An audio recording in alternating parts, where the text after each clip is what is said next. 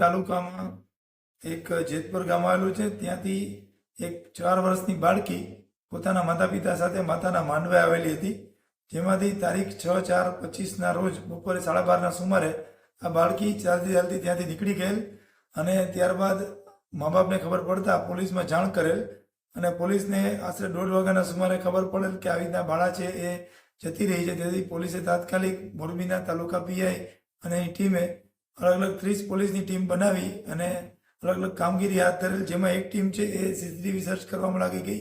એની સાથે બીજી ટીમ છે એને સોશિયલ મીડિયાનો ઉપયોગ કરી અને અલગ અલગ વિસ્તારોમાં જાણ કરી કે આ રીતે બાળક ખોવાયેલ છે, કોઈને મળી આવે તાત્કાલિક જાણ કરવી. આ સર્ચ ઓપરેશન રાત્રિના મોડે સુધી ચાલ્યું પણ બાળકી મળી આવેલ ન હતી.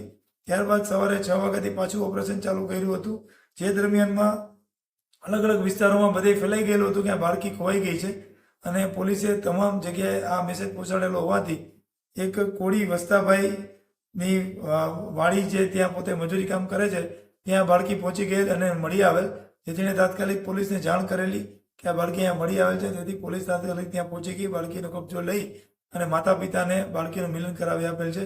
આમ ગણતરીના કલાકોમાં નાની બાળકી, જે માસૂમ બાળકી છે, જેને પોતાનું નામ કહેતા પણ નથી આવડતું, એવી બાળકીને પોતાના મા બાપથી મિલન કરાવી મોરબી પોલીસે સરસ કામગીરી કરી છે.